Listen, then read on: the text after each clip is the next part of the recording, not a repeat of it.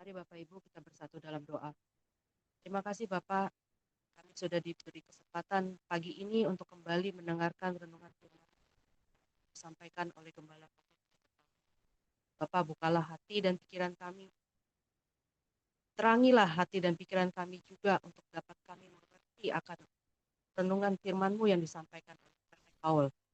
Biarlah firman-Mu ini menjadi rema bagi kehidupan kami pada hari ini. Terima kasih Bapa, hanya kepadamu lah kami berdoa melalui perantaran Yesus Kristus, Tuhan dan Juru Selamat kami. Terima kasih Pak Utomo. Amin. Terima kasih Ibu Tursyani, Tuhan Yesus memberkati. Silakan Ibu Sarina dan Pak Kasianus Dino. Saya akan membacakan ayat firman Tuhan yang terdapat di dalam Mazmur 61 ayat 1 sampai dengan 9. Untuk pemimpin biduan dengan permainan kecapi dari Daud. Dengarkanlah kiranya seruanku ya Allah, perhatikanlah doaku. Dari ujung bumi aku berseru kepadamu, karena hatiku lemah lesu. Tuntunlah aku ke gunung batu yang terlalu tinggi bagiku. Sungguh, Engkau telah menjadi tempat perlindunganku, menara yang kuat terhadap musuh. Biarlah aku menumpang di dalam kemah-Mu untuk selama-lamanya. Biarlah aku berlindung dalam naungan sayap-Mu. Sungguh, Engkau ya Allah telah mendengarkan nasarku, telah memenuhi permintaan orang-orang yang takut akan nama-Mu. Tambahilah umur raja, tahun-tahun hidupnya kiranya sampai turun-temurun. Kiranya ia bersemayam di hadapan Allah selama-lamanya. Titahkanlah kasih setia dan kebenaran menjaga dia. Maka aku hendak memasmurkan nama-Mu untuk selamanya, sedang aku membayar nasarku hari demi hari. Demikian. Efesus pasal 6.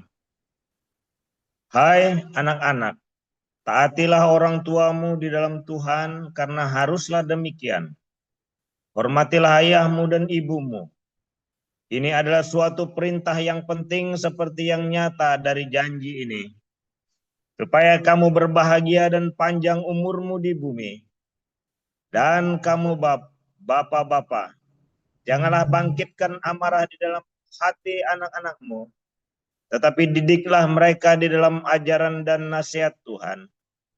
Hai hamba-hamba, taatilah Tuhanmu yang di dunia dengan takut dan gentar dan dengan tulus hati, sama seperti kamu taat kepada Kristus. Jangan hanya di hadapan mereka saja untuk menyenangkan hati orang, tetapi sebagai hamba-hamba Kristus yang dengan segenap hati melakukan kehendak Allah, dan yang dengan rela menjalankan pelayanannya seperti orang-orang yang melayani Tuhan dan bukan manusia. Kamu tahu bahwa setiap orang baik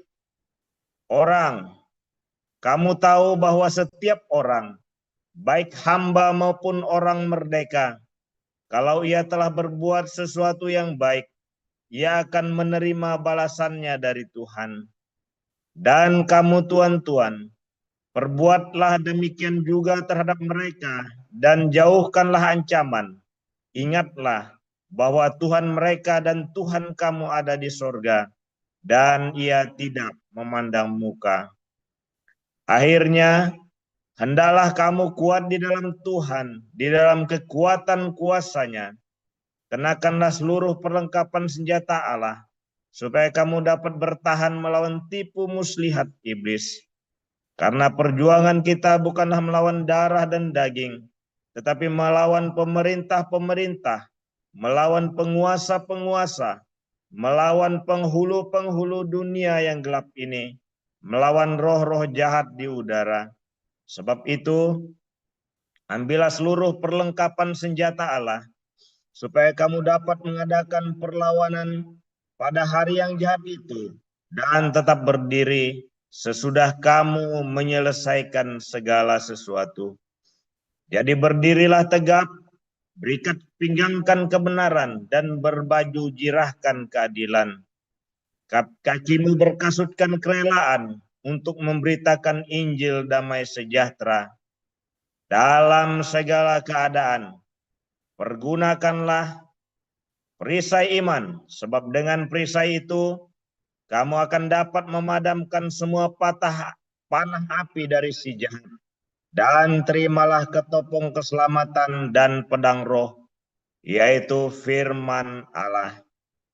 Dalam segala doa dan permohonan, berdoalah setiap waktu di dalam roh, dan berjaga-jagalah di dalam doamu itu dengan permohonan yang tak putus-putusnya untuk segala orang kudus. Juga untuk aku, supaya kepadaku jika aku membuka mulutku, dikaruniakan perkataan yang benar, agar dengan keberanian aku memberitakan rahasia Injil yang kulayani sebagai utusan yang dipenjarakan.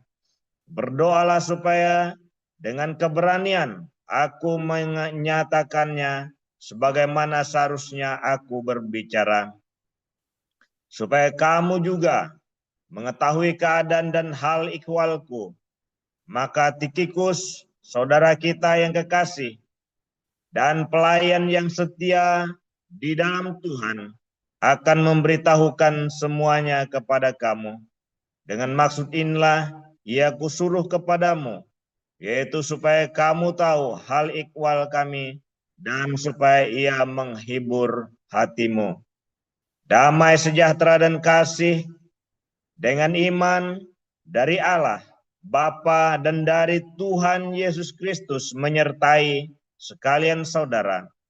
Kasih karunia menyertai semua orang yang mengasihi Tuhan kita Yesus Kristus dengan kasih yang tidak binasa. Demikian pembacaan Alkitab. Terima kasih untuk para lektor, Bu Sarina, dan Pak Kasih. Dan terima kasih. Dan kita akan langsung untuk mendengarkan firman Tuhan. Silakan Pastor Paul. Oke, 2 menit Pak. Sebentar Pak, saya tak parkirnya. Tak parkir mobil, ya. 2 menit ya. Saya 1 menit malah, 1 menit ini. Saya mandek dulu. Pas bener dapat pom bensin untuk berhenti. Sehingga, karena tadi kelewatan saya 1 pom. Tapi ini pas banget ini dapat untuk berhenti. Sayang tidak, tokonya tutup. Memang ditakdirkan untuk tidak ngemil malam ini. Oke. Ada ini enggak? Ini di mana ya lampunya? Kau nyalain lampunya. Pergi di mana ini ya?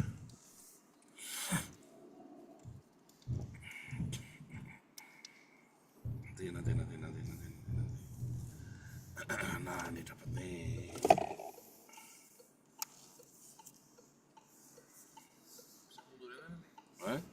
Bisa. Oke. Haleluya. Firman Tuhan selalu baru setiap hari ketika kita menanti-nantikan Tuhan dengan penuh cinta, dengan penuh pengharapan, dengan kasih, saudara ya. Duh, saudara, kalau saya bilang tentang kasih ini saya garu-garu kepala ya. Loh, kematian. Ini mau kemati nih ya. Nah, jadi kalau kita cerita tentang kasih itu ya, saudara ya. Saya tuh sampai gumun, saudara ya. Kenapa mati? Kalau cerita tentang kasih itu kita gumun. Karena banyak orang ngaku ya, saudara ya, penuh dengan katanya orang Kristen, banyak orang ngaku orang Kristen. Tapi kok ya, saya seringkali melihat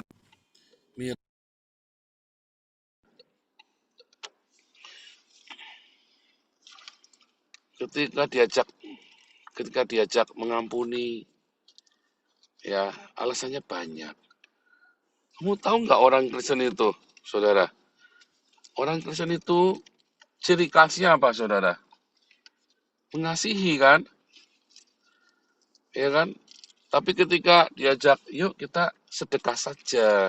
Kita lebih penting mana, bangun gedung atau memberi makan orang miskin? Pasti Anda jawabnya dua-duanya. Pasti Anda jawab dua-duanya. Ya kan? Saya bilang salah, saudara. Gedung itu nggak perlu. Makanya kita nggak beli gedung ya di Belanda ini. Gedung itu tidak perlu, saudara ya. Kenapa hari ini kita pakai gedung? Karena untuk nampung. Tetapi tidak perlu beli gedung. Kita bisa taruh di sini, bisa di rumah, bahkan bisa di mana. Cuman karena kita makin banyak, maka kita harus ada tempat. Dan karena jemaat kita banyak yang kriminal, maka kita nggak bisa bawa di rumah kita. Disitulah kita membutuhkan sebuah tempat. Tetapi tidak harus mewah, tidak harus mahal. Kita cari yang itu termurah yang bisa kita dapat, saudara ya. Kita cari yang termurah yang bisa kita dapat. Dan paling sederhana, paling simpel, yang paling serbaguna. Pengennya saya carinya lebih yang murah lagi, tapi nggak dapat, masalahnya nggak ada. Kalau Anda tanya lebih penting mana, saudara? Nolong orang bencana apa nolong beli gereja, bikin gereja, saudara? Pasti Anda akan jawabnya bikin gereja.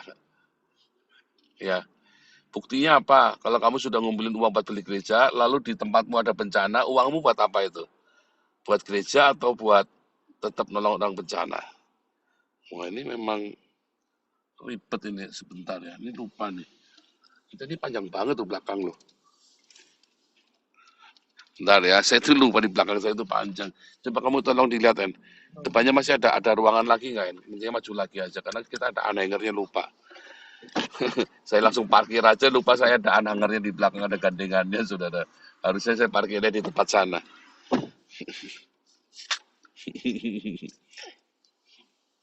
Nggak bisa. Belakangnya cukup nggak? Kira-kira belakangnya ganggu orang nggak? Bagus ya? Oke. Mau pakai sepeda juga bisa. Hah? Mau pakai sepeda juga bisa, mau lewat bisa. Oh ya udah. Oke. Sorry ya, soalnya saya harus memperhatikan orang lain juga, nggak boleh egois. Nah, saudara, kalau kita ditanya, saudara ya, kalau kamu lagi nabung nih, saudara, kamu lagi nabung, mau beli mobil, tiba-tiba ponakanmu masuk rumah sakit, saudara, butuh uang,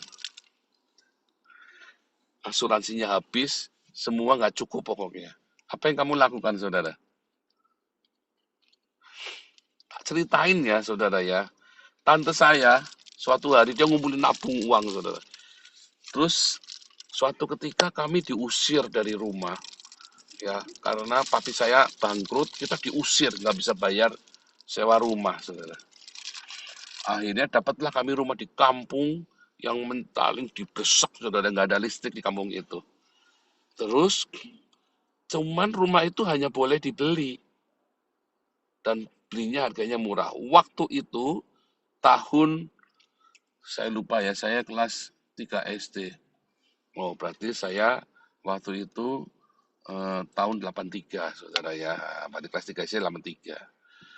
Nah, waktu tahun 83 itu harga emas, pokoknya 3 juta itu 3 on emas, 3 ons emas. Ya, 300 gram emas. 300 gram. Iya, 1 ons 100 gram lah. Nah, itu pokoknya 3 ons emas, saudara ya. 30 gram apa 300 gram, saya lupa, saudara ya. Pokoknya harganya 3 juta itu, saudara. Nah, tante saya itu nabung, saudara.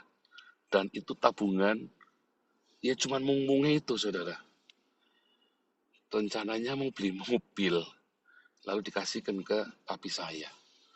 Jadi kakaknya papi saya itu ya. Waktu itu saya nggak tahu ceritanya, saya baru tahu ceritanya belakangan, ya saudara ya. Nah, saudara, itu tidak pernah saya lupakan, saudara ya. Saya anaknya papi saya, yang utang papi saya, tapi saya selalu ingat. Saya nggak heran tante saya ini selalu diberkati. Saya tuh gumun. Tante saya ini bukan orang kaya, saudara ya. Tetapi dia bisa jalan-jalan ke seluruh dunia, ya, dan dia bisa dicukupkan segala sesuatunya. umurnya juga panjang, masih hidup ya. Umurnya sekarang udah 80 lebih, saudara, masih sehat, masih jalan-jalan di Monas, masih kuat jalan, masih pelesiran, masih seger dan masih tetap baik. Ya, saudara ya. Itulah orang baik itu memang begitu. Kamu jangan bilang orang baik cepat mati. Orang goblok cepat mati, saudara. Orang naif cepat mati. Itu kalau film-filmnya Hongkong itu kan, orang baik itu cepat mati. Bukan. Orang naif yang cepat mati, saudara.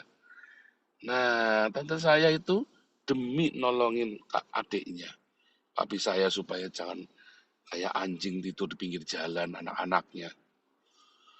Maka ini uang buat beli mobil udah jadi, saudara. Dikasihkan papi saya semua.